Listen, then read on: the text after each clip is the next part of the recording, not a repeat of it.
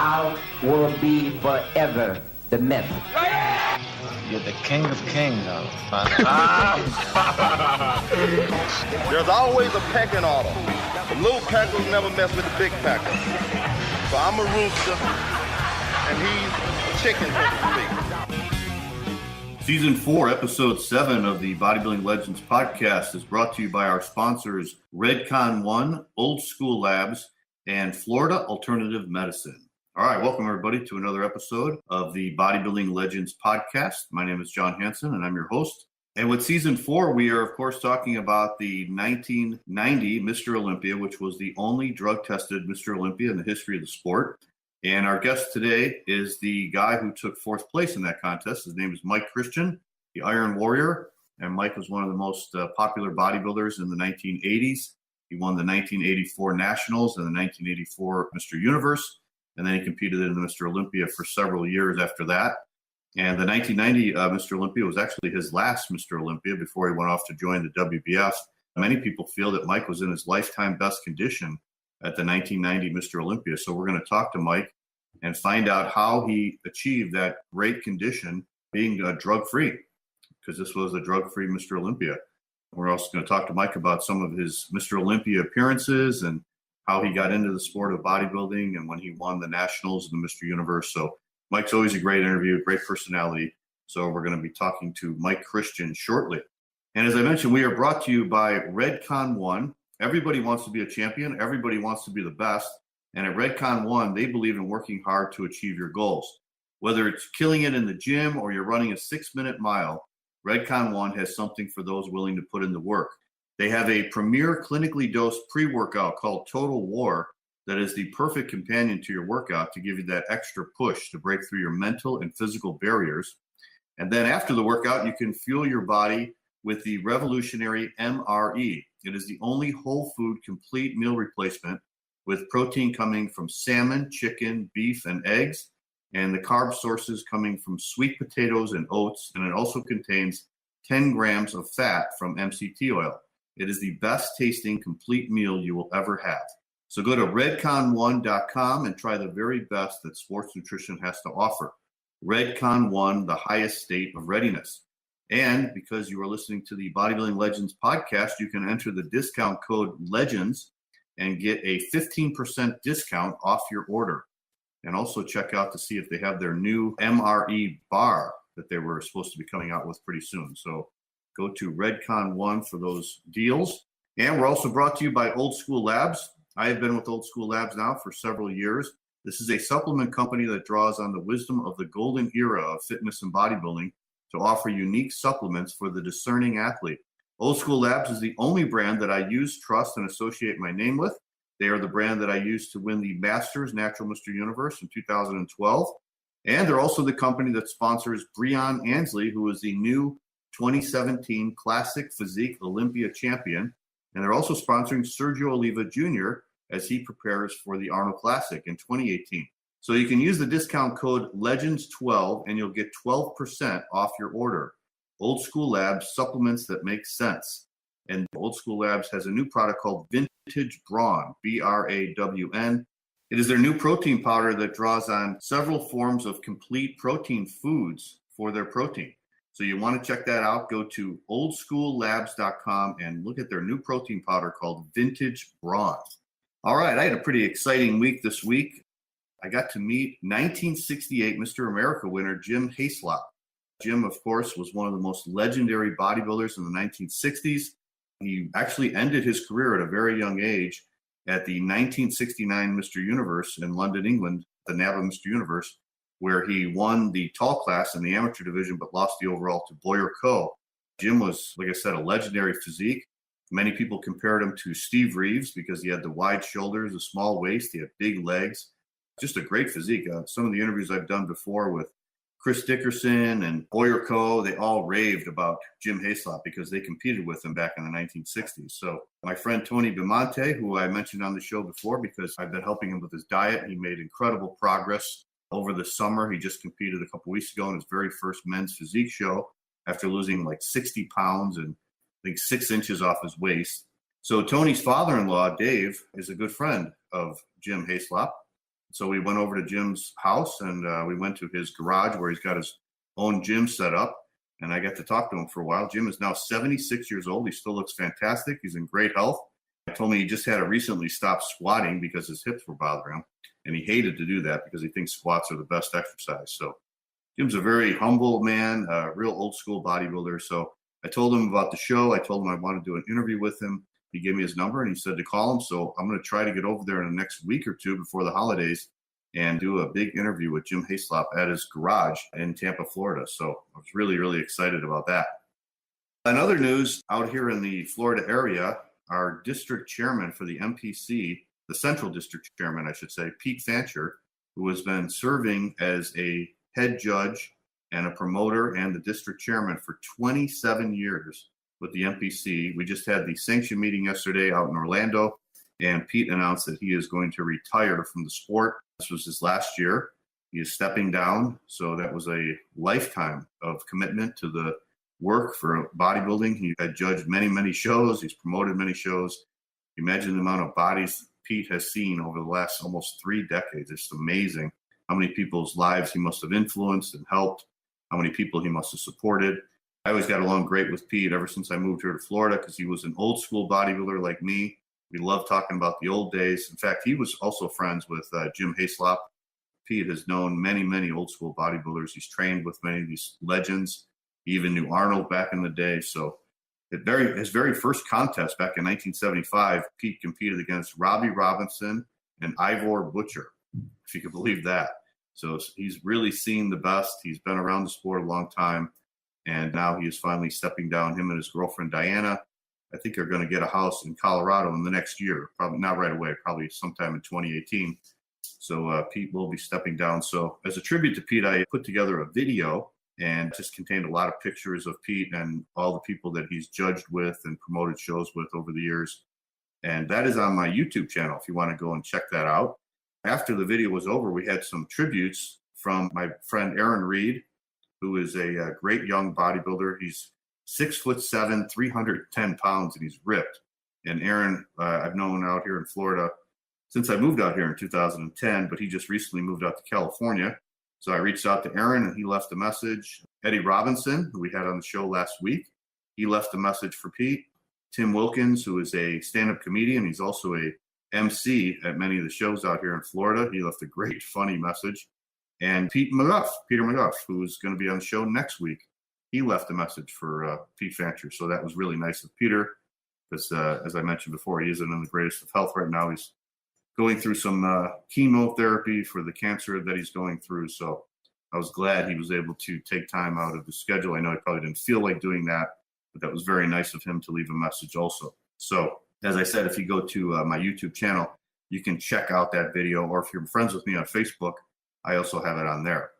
Oh, and my books are doing really, really well. Bodybuilding Heroes and Legends Volume 1 is doing really, really good. We had some really great sales on Amazon over the last month. It was the first month that it was out because it came out at the beginning of November. And then my other book, which is the MP6 Workout, which is also on Amazon.com, that is also selling really well. And that's only been out the last couple of weeks. So that, of course, is a workout book. If you guys are looking to change up your workout, the way I do it is I have cycles in there, 6-week cycles. And the first cycle is designed to increase your strength.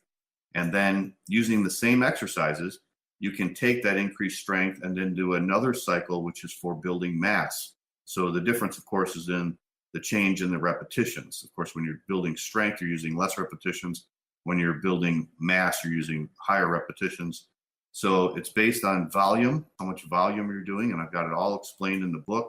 So if you're looking for something to change up your workouts, you want to increase your size, we all know that the best way to increase your size is to use the most weights possible on the basic movements for 6 to 10 reps. And this program will show you how to do that. So check that out. It's a pretty cheap book. It's less than $20 and it's on Amazon.com. And of course, the Bodybuilding Heroes and Legends is all about the major contest of the golden era of bodybuilding from the 1970s. This book concentrates on the shows from the 1970s. So you'll get all the competitions of Sergio and Arnold competing against each other. You also get the rise of Frank Zane when he won the 1977 Mr. Olympia. I've got stories in there about Cal Scalak and Mike Menser and Robbie Robinson and Danny Padilla and Tony Pearson. The book also has the 1980 Mr. Olympia and all that went on there. So it's really a great book. Check that out on Amazon.com. I did have some autographed copies, but unfortunately I'm out of them. But I should have some next month. So if you email me at naturalolympia@gmail.com, I could save you an autographed copy if you want to get that, and if you don't want to get it on Amazon.com. And I'm also really been busy doing a lot of consultations, training and nutrition consultations for people both online and out here in Tampa, Florida. So if you're interested in that, you can email me also at naturalolympia@gmail.com, and I will send you out a questionnaire and design a personalized training and diet program for you. A lot of people are really still going strong on this, and I'm really impressed that I've gotten a lot of consultation requests in the last week, seeing that the holidays are coming up, because most people will always wait until January 1st to start their diet. So I'm really glad that there's a lot of people out there who are getting ahead of it and are not going to hold off on starting their new program until the holidays are over. They're starting it now. In fact, one of the guys I'm working with, Eric, he's already lost 10 pounds in the last 10 days, and he's lost like an inch off his waist already just in the last 2 weeks. So it's just amazing how these can really help you out to make progress if you apply the right principles with your training and your nutrition. And I've got enough experience since I've been doing this my whole life, so I should be able to help you out no matter who you are, no matter what your age is or what your goal is, if you're trying to get bigger or if you're trying to get cut or if you want to go into a competition. Whatever you want to do, just email me at naturalolympia@gmail.com and I will be able to help you out. I did get a few emails during the week. This one was from Eric Rudin, and he says, always awesome stuff delivered by you. I love the history that you're providing. He was on my YouTube channel, which is under my name, John Hansen. And I've got all the video interviews from the bodybuildinglegendshow.com website. Those are also on YouTube. And I just started putting some of the podcasts up on YouTube because I discovered that a lot of the people who go on YouTube don't listen to podcasts. So now they're available both on YouTube and on iTunes. And this one was from Derek Gadmintis. And he says, I love the show / podcast, not just for the bodybuilders that I saw in the magazines back in the day, but for the other personalities around the sport. Their insights and stories are just as entertaining as the former competitors. All right, so thank you to Derek and thank you to Eric for commenting on the show. If you guys have any comments at all, you want to send them to me. Again, that email is naturalolympia@gmail.com. Just send me your comments. I'll read them on the air. And if you could also review us on iTunes, go on iTunes and rate the show. That would really help improve the status of the Bodybuilding Legends podcast, and we would really appreciate that. All right, I also want to mention we are brought to you by Florida Alternative Medicine, where age is just a number. If you want to feel great, optimize your energy levels, burn fat, and balance your hormone levels to maximize your potential, then go see the experts at Florida Alternative Medicine and Weight Loss. They have a certified and knowledgeable staff that will work with you to achieve your goals and get you the results that you've been looking for. They offer a wide range of services that ensure that you will not only look and feel amazing, but also be comfortable knowing that they're there for you every step of the way. They have very competitive pricing along with their quality products and services. So call them at 813-922-8939, or you can email them at info@flalternativemeds.com. Again, that email is info@flalternativemeds.com. Talk to Jeff and tell him that I sent you from the Bodybuilding Legends podcast. And if you want to call him directly, again, that number is 813-922-8939. If your hormones are out of balance, you're going to have a really hard time making progress. So if you feel like you need blood work and you want to get this checked out, talk to Florida Alternative Medicine and they will be able to help you out. All right, so that is it for the intro to the show. And here is our interview with Mike Christian about the 1990 Mr. Olympia. Enjoy. All right, welcome back to the Bodybuilding Legends podcast. And my very special guest this week is Mr. Mike Christian, the Iron Warrior himself. And we are talking about the 1990 Mr. Olympia on this season of podcasts. Mike, how you doing? I'm doing fine. How are you doing, John? Good. Good to talk to you again, buddy. Yes, likewise, buddy.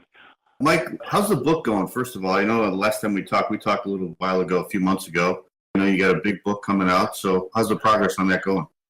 It's going very well. Slow but sure. So we're looking at probably early next year. Oh, great. Yeah, I know a lot of your fans are going to be looking forward to that. Before we get to talking about the 1990 Olympia, let's talk a little bit about your background. I know we did a long interview a couple months ago, as I mentioned, and that's on the bodybuildinglegendshow.com website. But you grew up in a pretty tough environment, right? You grew up in Oregon and got involved in the gangs a little bit. So tell us a little bit about that, about what your background was like before you got into bodybuilding. Sure. Well, I actually grew up in L.A., South Central L.A., before I moved to Oregon, back to L.A. when I got my stuff together. So tough neighborhood, in the gangs, involved in the gangs at the very beginning of the Crips back in 1970, over 45 years ago. Mm-hmm. And kind of went through a tough time and put it together, started working out, looking at the magazines, reading the magazines, studying them, going to go see them and seeing the stars, and then moving to Oregon and first started my bodybuilding career, amateur Mr. Oregon, in 1976.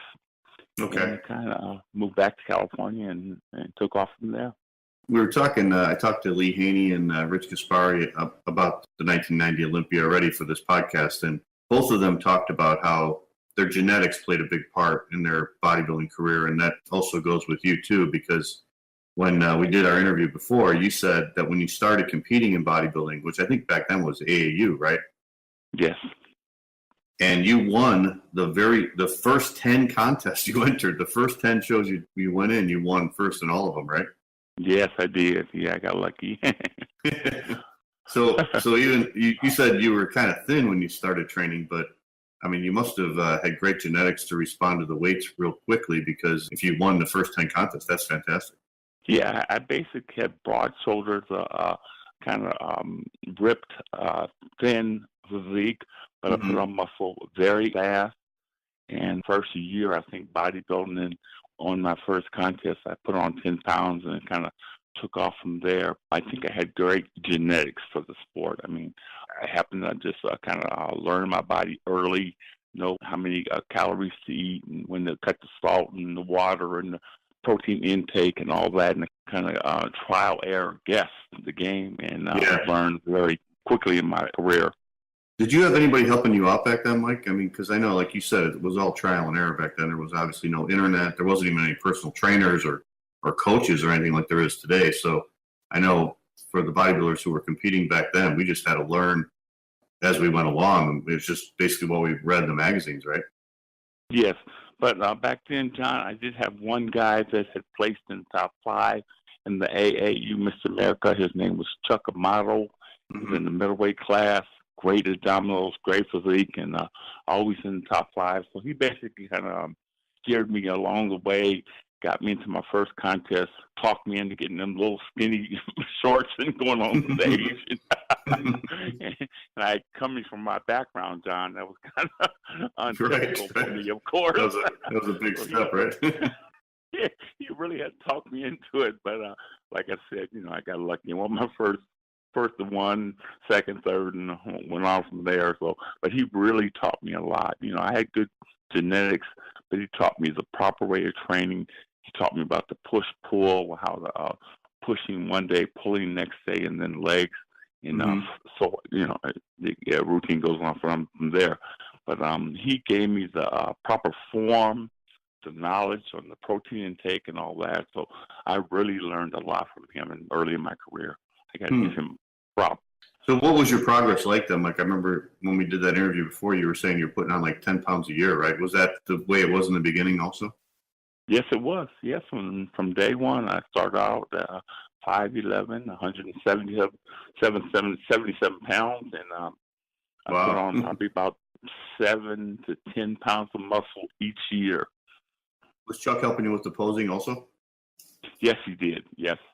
Okay. He kept he had the nice S shape, posing like Frank Zane, and then he learned that way and taught me that way. So he had the posing. He taught me the posing, everything from A to Z. Okay. So what year did you move back to LA then? Back to 1980. 1980. I moved to. I came to Oregon in 77. And from 77 to 1980, won everything I could win in Oregon and the Northwest, and decided it was time to go back to Cali and give it a try. And you went right back to Gold's, right? You started right at Gold's when you moved back. Yes. Yeah, I didn't actually go or train at Gold's before I left when I was in the gang and stuff. Of course. Yeah, right. Came back, went right to Gold's, met the Barbarian brothers, Robbie Robinson, Tony Pearson. Mm-hmm. Tamir was there, Tom Platts. I mean, all the guys, and they're kind of like, wow, they look so tall in the magazine. So I thought all of them were 6 feet, Right. And I was kind of, 6'1". I was like the tallest guy there, but it was like, wow, okay, I'm here. Yeah. This is it.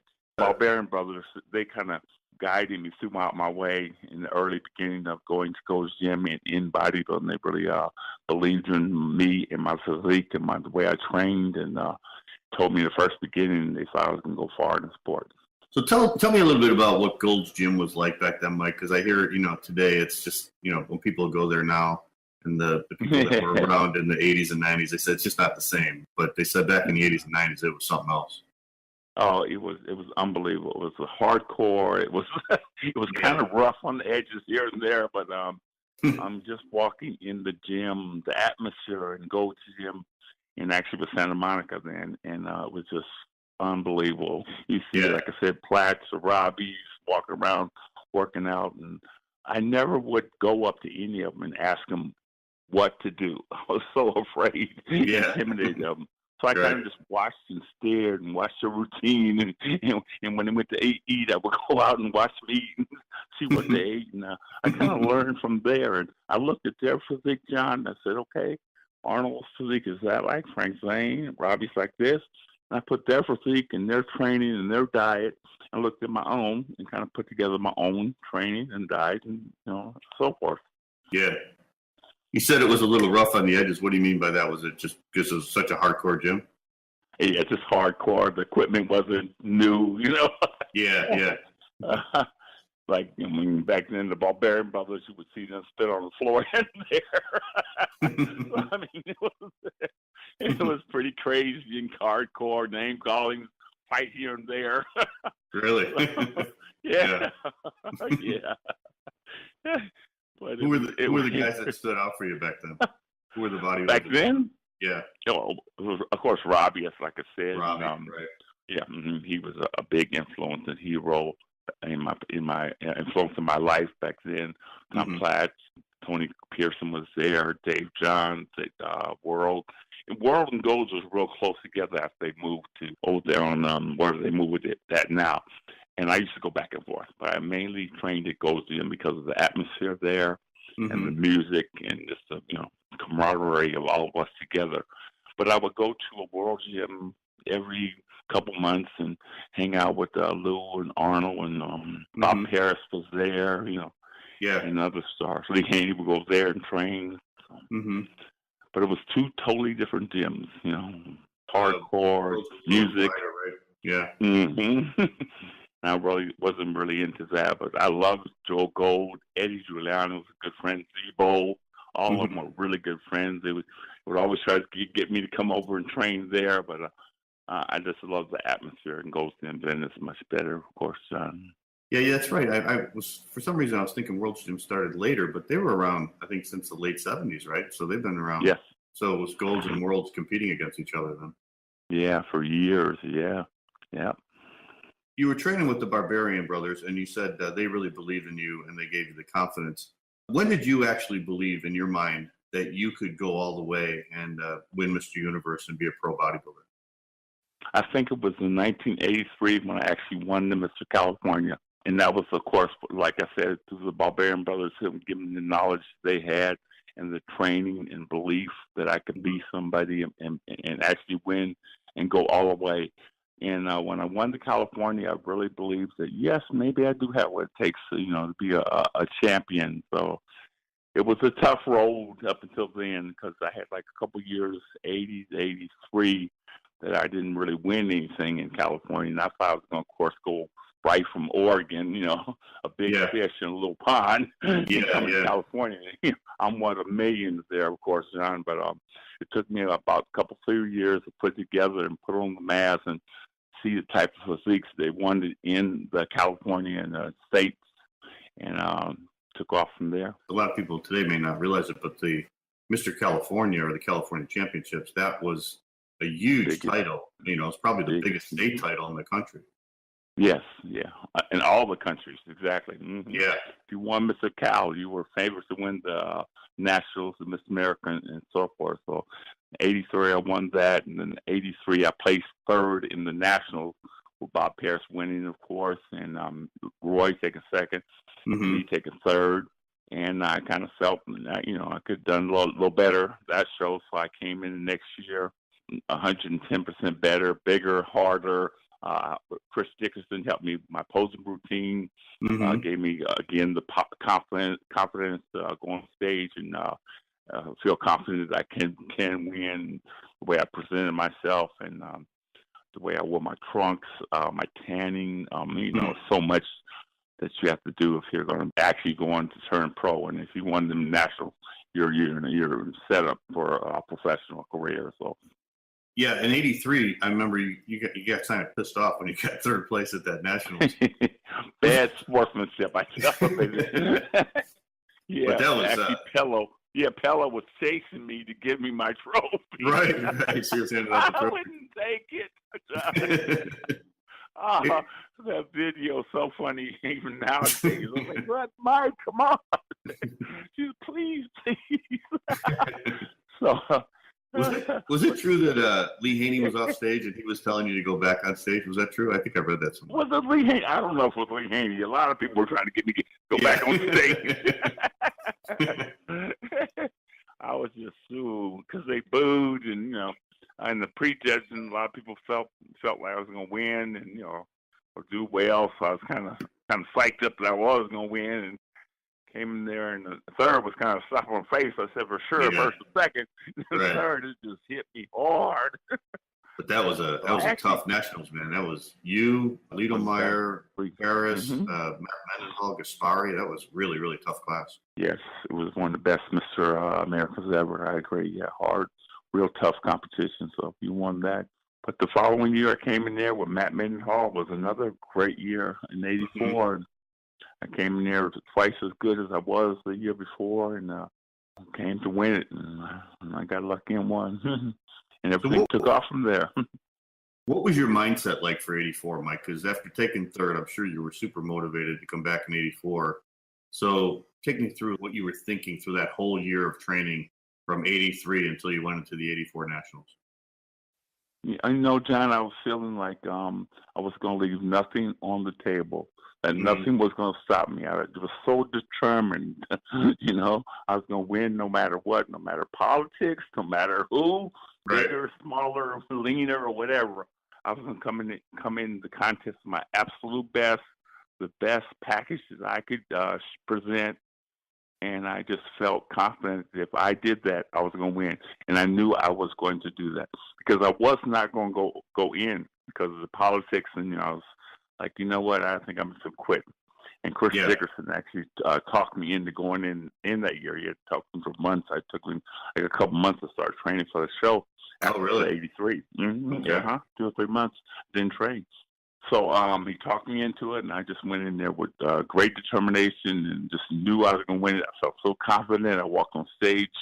Not cocky, but confident, Yeah. And nobody was going to take this title from me this year, no matter what. What did Chris say to you to get you psyched up for '84? Chris said, you have what it takes. You train like a demon. You got the physique. He said, Mike, you just got to go in there and give it your all, absolute best. And he said, I believe you can win. That's what he told me. Mm-hmm.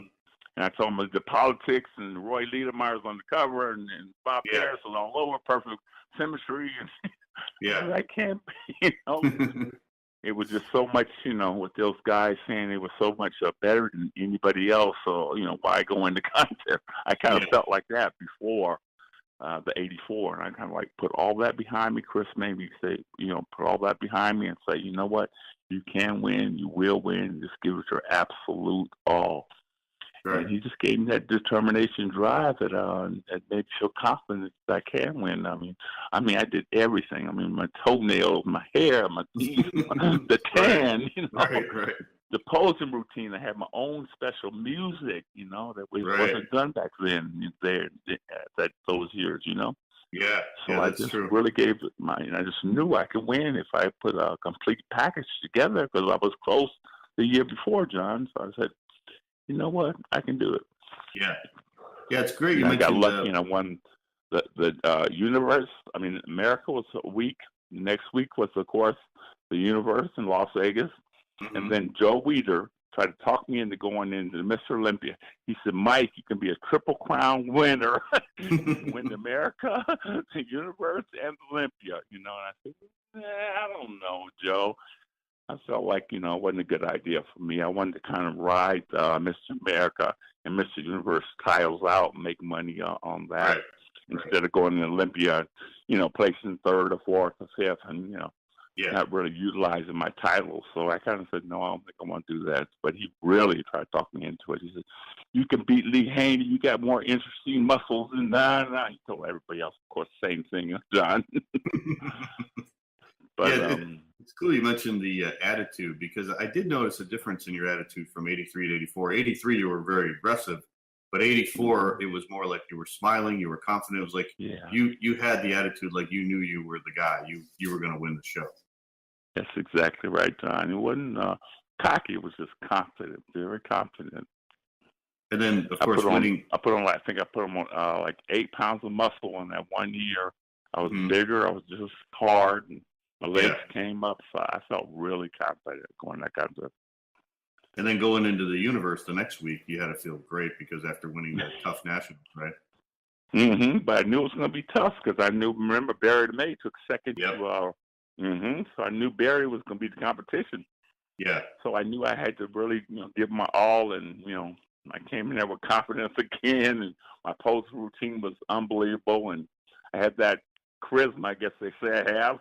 Mhm. I kind of took it right to Barry, pose, shot for shot, and I would hit my best shots.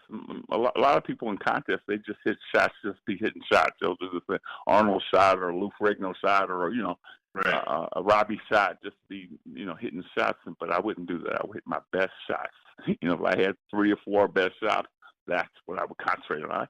Here and there a shot, but I would always hit my best shots, which is of course my 3/4 back shot, Mhm. my Mhm. most muscular, my tricep, my Right. back. So I hit my best body parts and my best poses when I was going for the championship with Barry DeMay. It was tight. It was tight that year too. Yeah, very tight. When you mentioned working with your posing with Chris Dickerson, so what does he do when he helps you with his posing? Does he figure out like what the best poses are? Do you work on the transitions? Yeah, he actually just showed me how to stand and stuff. That was the more help that he gave me. I Okay. actually went to a guy called, his name was Tony Balsina, and he was a choreographer. So Okay. I actually went to him.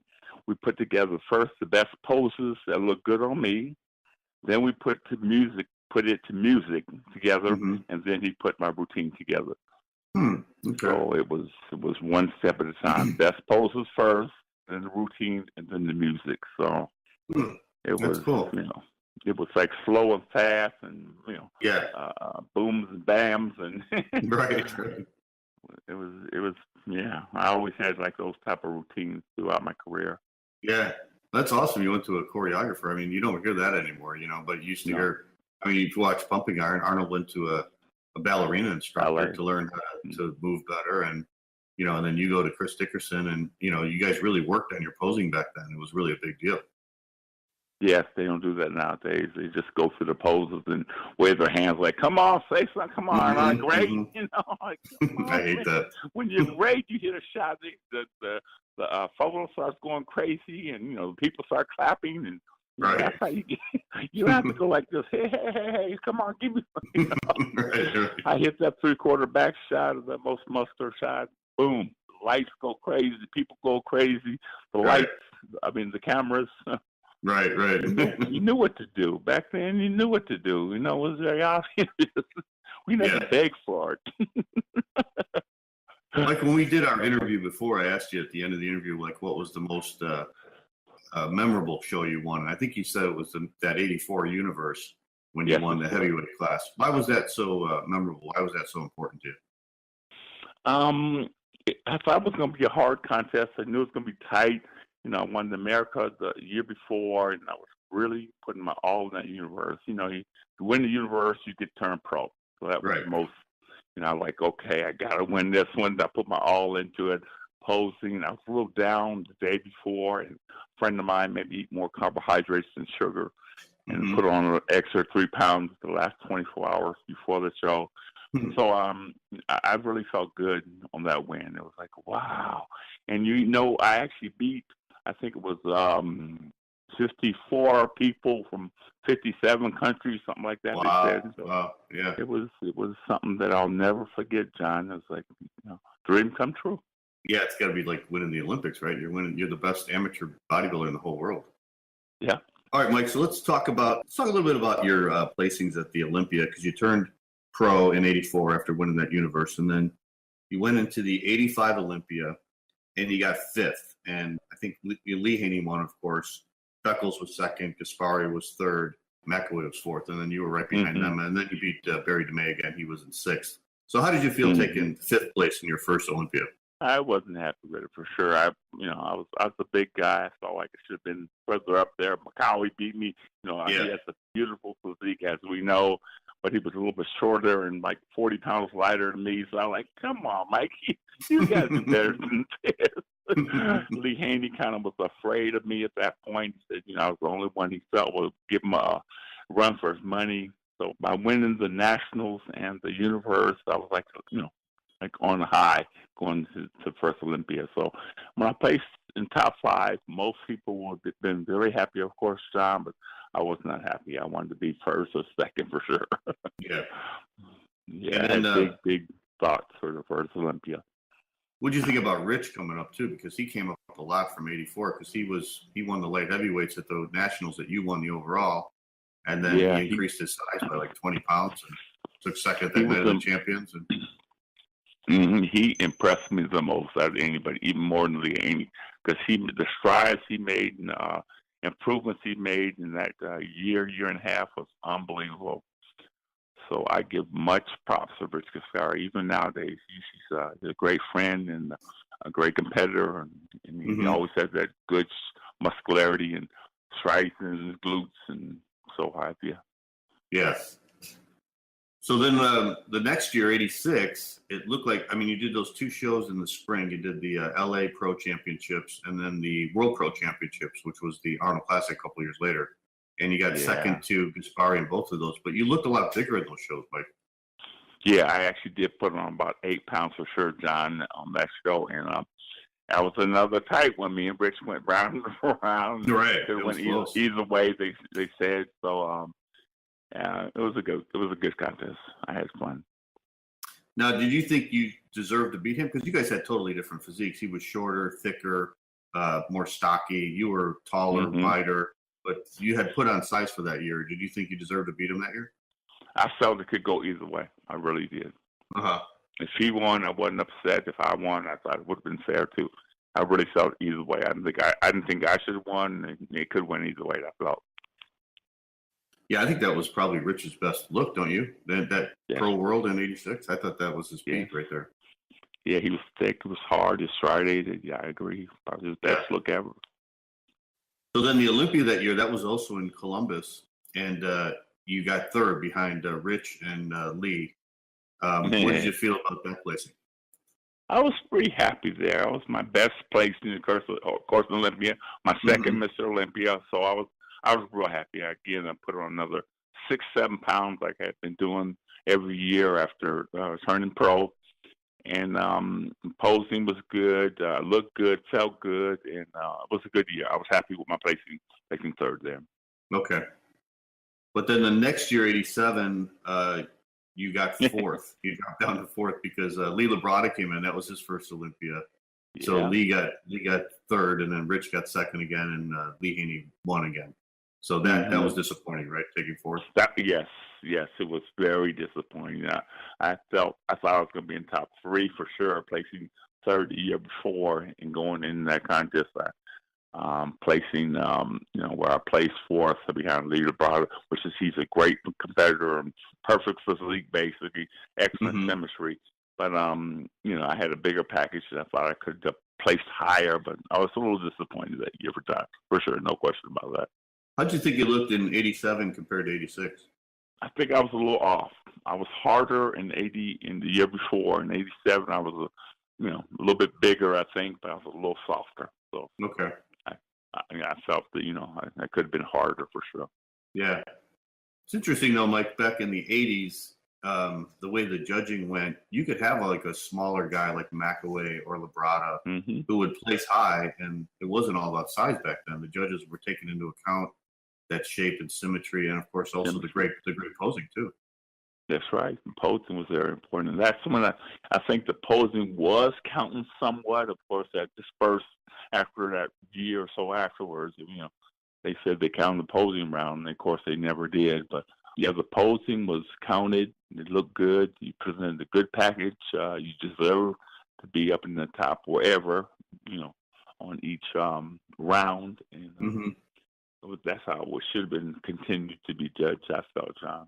Yeah, absolutely. It was more entertaining to watch when those guys had great routines like that, and everybody worked on their routine harder. Like you were going to a choreographer, and Lee Haney had great routines. McAway, of course, was one of the best, and Labrada always had great routines. Even Gaspari really had great routines. Everybody, yeah, that's right.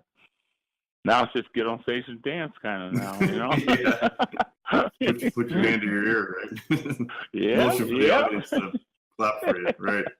So, 88, you didn't do the Olympia, but you did do the World Pro Championships in Columbus, and you won that, and you also won the Grand Prix and the U.S. Grand Prix that was held in Los Angeles. Do you think that was probably one of your best ever shapes, Mike? I agree. I think it was one of my best ever, condition-wise, posing. Everything was kind of put together. I geared myself to do that.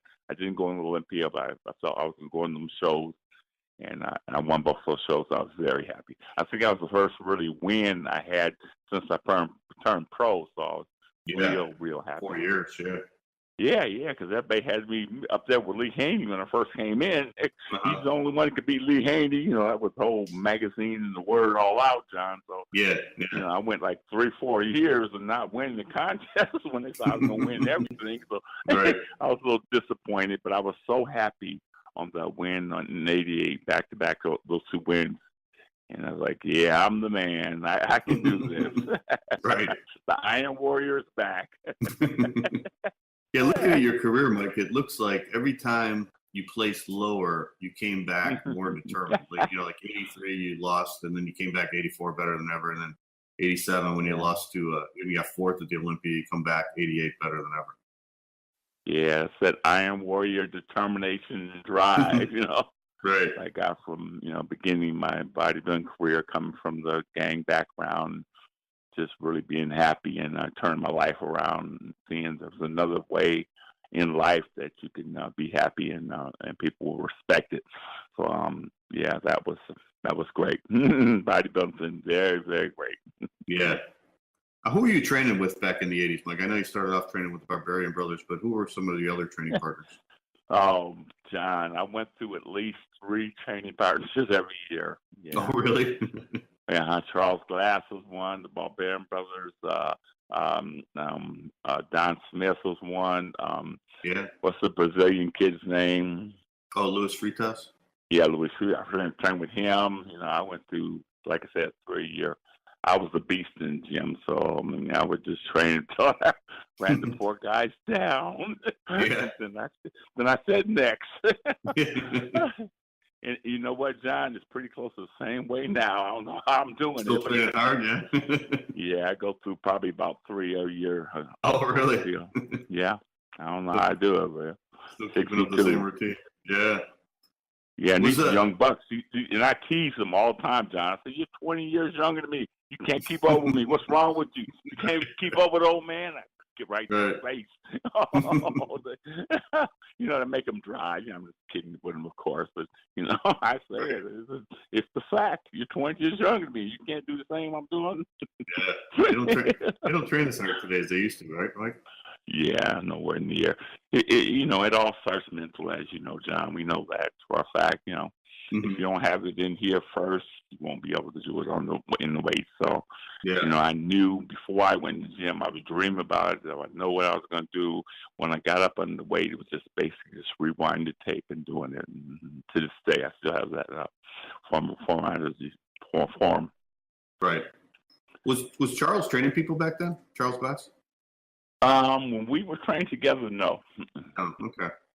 No, we were actually training partners. I think after that year, him and I started training people at the same time because I had started training people. I was on the show, TV show, Married with Children, and I started training Miss Bundy. Oh, really? Oh, yeah, I trained her back in the 70s and early 80s, and then Charles started training people, and we both are taking off, and other people, of course, but. Yeah, we were the first ones to start actually training people back then. Yeah.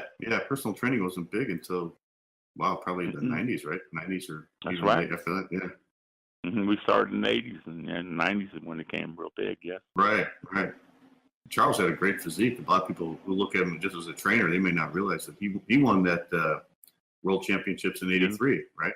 That's right. Yes, he looked great. Great on and the I body. used to train together. Yeah, we trained together for that show. Oh, really? Yeah. Okay. Oh, yeah. Cool. Mm-hmm. Him and I was in the gym every day together. Mm-hmm. I used to call him cut like glass. Charles. Right. Cut like glass. And he used to do the splits and the because he had the jump on, tumble around. Right. Oh man, he had a entertaining routine, which they don't have nowadays. Also, he was a man. Didn't he do a backflip at that '84 Olympia when he was in the Olympia? That's right, backflips. Yes. Yeah. That's wild. Pretty amazing. All right, so now '89 Olympia, that was a bad one for you, right, Mike? Because you got sixth place. I think Benaziza beat you, and Labrada beat you, and Lee Haney, and Rich, and Vince Taylor also beat you. So you ended up in sixth place. And you were in great shape for that. Yeah, it was good. It was just the competition was getting better and better.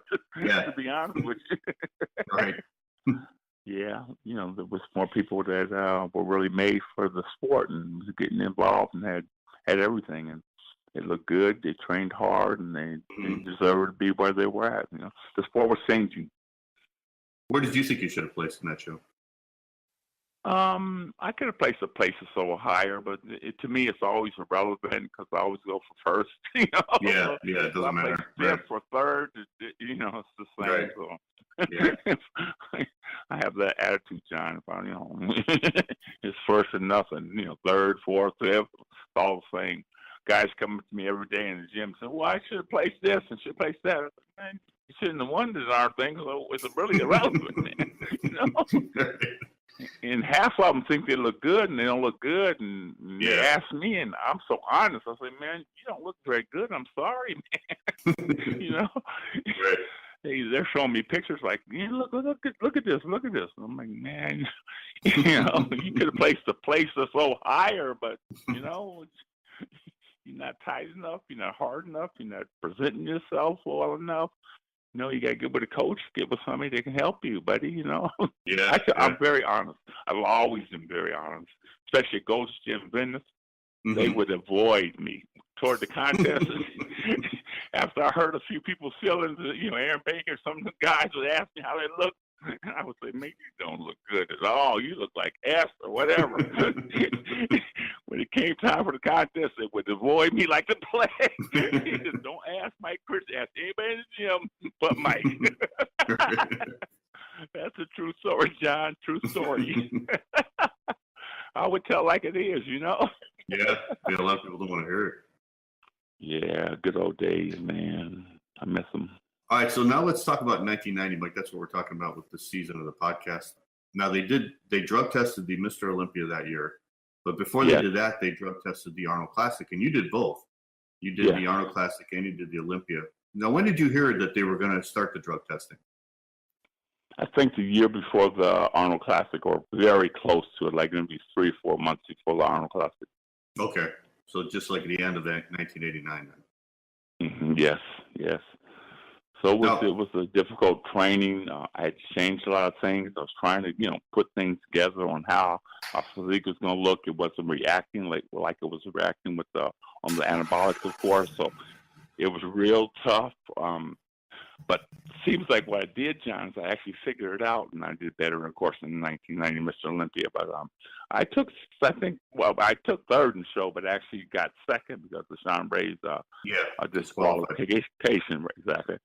Mm-hmm. But I look, of course, better in Olympia. I got more experience. I knew about carbohydrate loading and training. I couldn't train as hard as I did for the other show. And I got, I put together and learned a lot and went in the 1990 Olympia. And I was in great shape.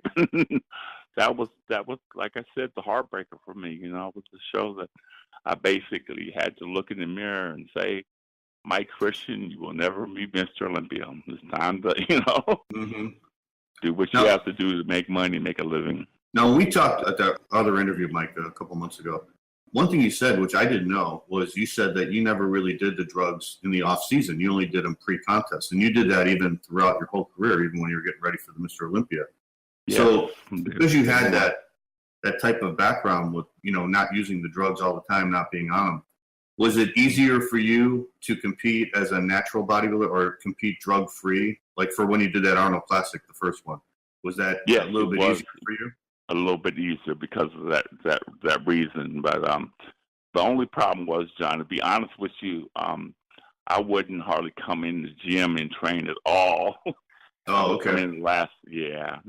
Because it was very difficult to be in the gym, 15, 20 pounds lighter, right? People coming from out of town and coming there and go to the gym, where it's the Mecca, and they look at you and they say, that's not my Christian, and most bodybuilders can't take that, so they stay on the drugs all year round. They don't want that and put on 20 back and forth with the pounds. So I would basically just not even go in the gym. He wouldn't see me in, like 3 months before the Olympia or 3 months before the Arnold Classic. I would, train hard and kind of put together and put on 15, 20 pounds, and they would just see me grow every day. We get bigger and bigger. So people had haters and had people that respected it. But most of them hated, because they would train all year round. I would come in there, 3 months for the show and, kind of get lucky and, beat a lot of people. So that was just me. It worked for me, and I did what, worked for me, John, Right. I do regret, though, now saying that I think if I would have gave 1 year of hard training, maybe I could have won the Olympia possibly, I never, ever trained 1 year. And, of course, everybody else did. Lee Haney, Rick Gaspari, everybody else did but me. So, I don't know. You never know. You said you would put on like 6 or 8 pounds of muscle a year, when you were training for those Olympias or during your pro career. Do you think because you stayed off the drugs most of the time that when you went back on them, you had a much better response? I think that's exactly right. Correct. Yes. Okay. It was just like the first time. So now when you did that Arnold Classic in 1990 and now you have to be drug-free, what changes did you notice? Was it just the recuperation factor or not? Number one. Easy to okay. Two things, the eating factor and the recuperation. Before, I could go eating maybe 3 times a day, 0 carbs and all that stuff, and I still put on the muscle. Right. Once it came a drug-free thing, it was a whole different ballgame. I had to make sure I ate protein throughout the day and make sure I had my carbohydrates higher throughout the day. I had to get enough rest. I couldn't train as hard. I had to kind of recoup a little bit more. There was a couple of different things, 3 to 4 different things that had to change. I had to adjust to go on the drug-free shows and try to look your best, of course. How do you think you looked in that Arnold Classic? I was happy with the Mr. Olympia, but I looked good in Arnold Classic. Like I said, Olympia, that was the heartbreaker. I thought, I look at Lee Haney and Lee LeBron and see a little fat there on their lower back. I'm like, oh man, I'm gonna beat these guys. I felt I was gonna do really well that show. I could, you could look in, you could see people backstage, and you kind of know where you're gonna place. I said, I was definitely tired in both of them guys, and my chemistry wasn't bad. So Sean Ray looked good. I thought myself personally it was going to be between me, Sean Ray, and Pensato. Okay. Yeah. So I thought we was going to be top three. I didn't see Lito Brad in there. Haney was up there, but I didn't see him winning. yeah. What did you weigh for the Olympia compared to the Arnold Classic? Because you looked a lot bigger for the Olympia. I think I was like 6-7 pounds heavier at that Okay. Olympia. I think I was 240, 42, somewhere around there. Yeah. It was a good show. So what changes did you make for the Olympia then, Mike? Was it because you had the experience of doing it drug-free for the Arnold that you knew better how to train for the Olympia? Yeah, exactly. Just what I said about the recuperation and eating more throughout the day, getting more rest. My training couldn't have been as hard, so I gained that experience from the Arnold Classic. I felt I trained too heavy and too hard for that on little or no drugs, of course. Mm-hmm. And then Olympia, I felt that I had to get more recuperation, not train as hard, not as heavy, get more rest in between, more rest at night, and just change a few things that helped me do quite well in Olympia in 1990. Okay. We just did an interview with Rich Gaspari, and he was saying, and I think I told you this in the first interview we did, there was a rumor that you were doing this drug called Defend that would prevent the drugs from being detected. You heard that, right, too? That was a Muscle Mag, I think? No, I never heard that one, to be honest with you. First time. Here, I'm going to play you this clip of what Rich said. This was the interview we did with him recently. Bodybuilder that stood out, and he stood out very much, and that was Mike Christian. Mike Christian looked like the old Mike Christian, big as hell. I'm like, what the hell did he do? He looked like he didn't like he normally looked. And then I learned that he took product called Defend. That's what I heard too, yeah. Defend was a product where he would drink his drink. He stayed on a lot of whatever he stayed on. I'm not going to speak for him, but basically what I was told that he took stuff right up to, you can take certain steroids right up to a point, and then you take this product called Defend, and it actually prevents the metabolites from coming out in your urine. Woo! I never knew that, but We had to do it at a specific time. Because no, I got to do it now, this time, and he went through that test. So he learned how to beat the test, which, I was like, fuck, which, I couldn't do it, but I did it. I was able to do it. And, I actually think in the 1990 Olympia, I put my Christian should have won it, but. Whoa, man! That was the year. That's what I thought, Rick. I thought you won too. So Wow, that was just a rumor then about that interview. Defend, huh, Mike? No, I had heard about Defend, but I was afraid to take it because you know it would work or not. You Right. take a chance taking something, and you gamble shooting the dice like Sean Ray did, Right. And I just had too much to lose, so I didn't fool with it. No, I really just out-trained him, out-fought him, got more recuperation, and came in that contest with great determination with my good genetics. I got pretty damn good genetics. Right. I can train 3 months for a show and beat all those guys. No.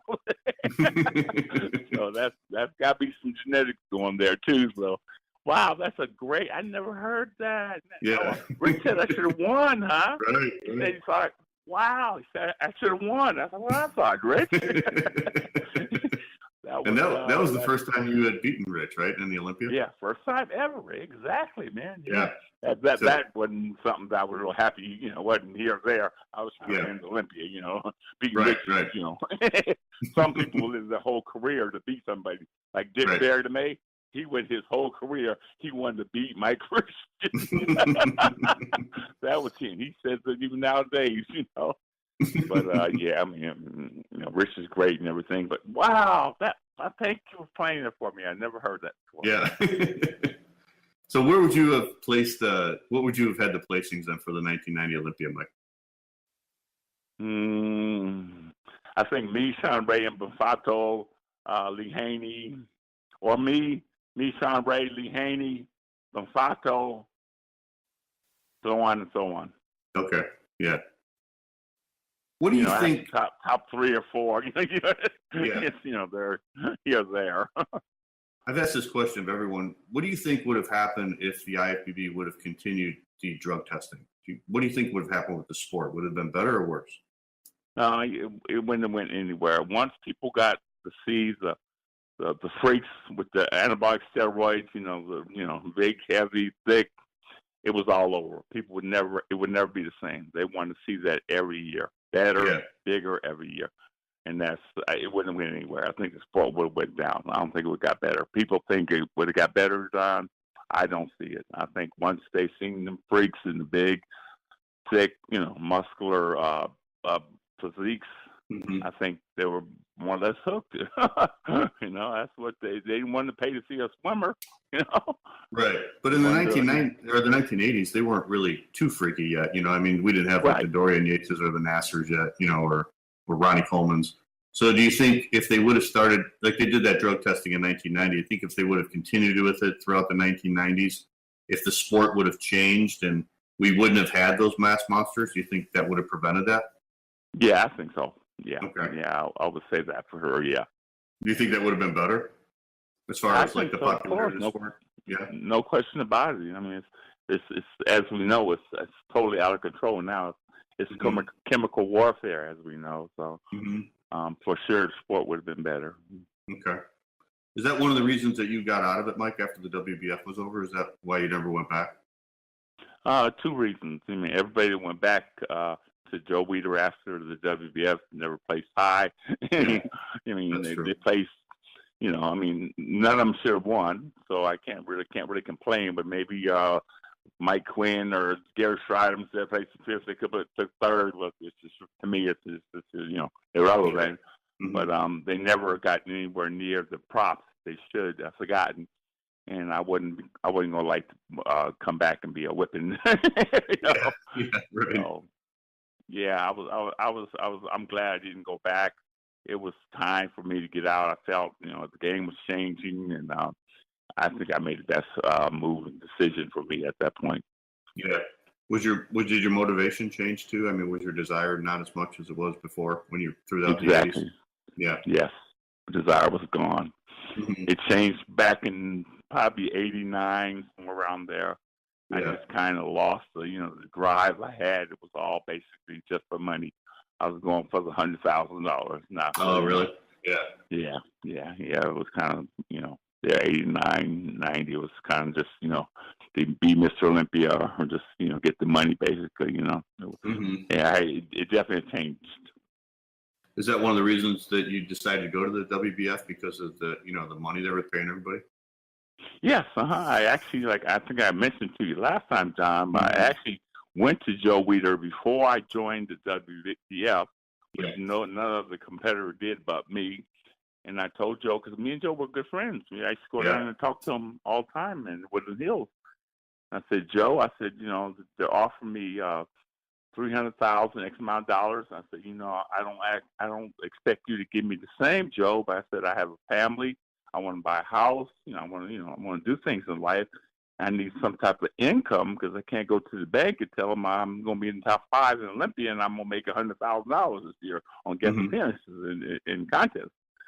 So I just asked him. I said, "Can you help me out and give me something?"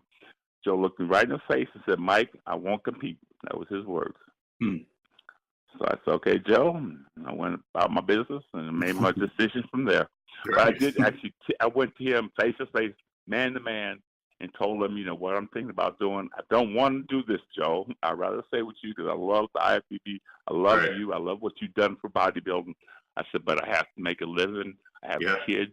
I have to. I have to look at my future. Yeah. And I was very honest with him, John. And, we talked about it. And he looked me right in the face and said, "I won't compete." That was his final words, and really never spoke after that. No, really. What was it like working with Joe Weider? Because I've heard a lot of stories about him, and I never got a chance to meet him. It was a blast with John. It was a total blast. Every time you saw him, he was up. He was right there. He would show you this and that and talk to you about training and dieting and how they did in the old days and what Arnold and Lou and, what they had did, Sergio and Rick Wayne and, Samir, how they would go into competition, their mindset, how they posed and how they turned this and did certain things. And he would show me how to pose and hit poses correctly. And I loved him. He was a great guy. He was always was in your corner, 110% behind each individual when he was with you. And he always had a great attitude, and he kept me with a winning attitude also. He really loved the sport, didn't he? Yes, he really did, John. No question about that. No question. That's why I didn't want to leave. It broke my heart. It actually broke my heart. I heard he was like a tough businessman, but they said that there's nobody that loved bodybuilding more than Joe Weider. I mean, he was just like a big fan of the sport. Yes, exactly. But he was a tough businessman. That we all know, I guess. Yeah. He didn't want to give us any money. You came up in a good time, though, Mike, in the 1980s, because I guess you got to see a lot of, the guys that, we all looked up to, like Sergio and Arnold and Lou. I mean, they were still around. They weren't competing, Robbie. maybe. Yeah, right, Robbie. They weren't competing back then, except for Robbie, but at least you got to see that tail end of that era, and then you guys created your own era, you and Lee Haney and Gaspari and all you guys. Yeah, like what, two things that stand out to me back in that era was when I got on stage, I will forget what year it was, Sergio. He came, 84, to come back. Yeah. What year was it, 85? 84, the one in New York. Yeah. Oh, man. And I got on stage, and I placed higher than him, and I just wanted to cry. Him and 85, Robbie, when you competed. They were my guys. They were my, I would look at those guys in the magazines, John, when I was growing up and say, I could never beat these guys in a million years. Look at the biceps, look at the waist, Right. And then actually going to the show and, placing a little higher than both of those guys, I swear to God, I wasn't elation. I honestly wanted to cry. Yeah. Because they weren't at their best, and at their best, I couldn't stand nowhere near them. No question about that, Yeah. So that was a heartbreaker for me. You did beat Robbie at his best. Yeah. But I don't know. No, not his best. Not his best? Better. No, okay. Sure. No question about it. No, Robbie was good back when I beat him, but no, he wasn't at his best. No question. Yeah. But that's one thing that really stood out on my career too, along with the '90 Olympia, winning the World Championship in '84. It's like getting out the gang and putting my life together. It's like 4 or 5 things which I speak about in this book. I came from a dysfunctional family. Was in the gang, was leader of the gang. Had my own sportswear company, multi-million-dollar sportswear company, platinum everywhere. I've been all over the world. I've done so much with bodybuilding and through bodybuilding. It's just, it's still like a dream. I've been all over the world 3 times. On the 3rd, 4th passport. But there was 2 different Mike Christians. There was me from the ages of being born to 20 years old. And then after 20, me actually getting into bodybuilding and going on stage and winning my first contest and kind of going from there. It was such an incredible feeling, because I had a feeling of when I was in the gang, John, when I would, because back then, if you knocked out somebody, everybody would go nuts. Oh, you knocked out him, We're all excited. And I got that same exhilaration when I won my first contest, when the pictures started snapping and, I clapped and, Mike Christian, and it was the same feeling. So I went from that negative feeling to that positive feeling, and that's when I zeroed right in on it. That was it. I need that feeling every single time, Right. And that's what kind of gave me the drive to become who I am today. Yeah. Well, you made your imprint on the sport, that's for sure. I mean, I did an interview with Roy Callender a few years ago, and we were talking about the '81 Olympia. And I told him, I said, when the condition that he was in, and Tom Platz and Danny Padilla, I mean, even though those guys placed lower than they felt they should have, I was like, the condition they attained in that contest, we're still talking about it 35 years later, 40 years later, we're still talking about it. It never goes away for the bodybuilding fans, Exactly, John. Even to this day, exactly, yeah. Thank you again for joining us for another interview, Mike. Thanks for coming on our podcast and talking about the 90 Olympia as well as all your other stuff. We look forward to seeing your book next year. And I still see on Facebook you're hitting it hard. You still look great for 61, 62, you said? 62. I'll be 63 next February. Yeah, you still look great, Mike. You're still the Iron Warrior. We look forward to hearing from you again, buddy. Thank you. We'll talk to you guys later. Take care, everybody. All right. Take care, Mike. Bye. All right. Thank you for listening to another episode of the Bodybuilding Legends podcast. Thanks to Mike Christian for his great interview. Next week, we'll be joined by the legendary Peter McGuff. Peter was a writer for Joe Weider's Muscle and Fitness and Flex magazine, especially for Flex magazine. He was the editor-in-chief of that. And he also wrote a little bit for Muscle Mag International. And he's a great historian of the sport. He's got some great stories to talk about. And he was at the 1990 Mr. Olympia, and he wrote a 10,000-word article about it. So Peter has a lot to say about that contest. So I'm really going to look forward to talking to Peter McGuff next week. Thank you to our sponsors, Redcon One, Florida Alternative Medicine, and Old School Labs for sponsoring this episode and this season of the Bodybuilding Legends podcast. We will see you guys next week. Take care.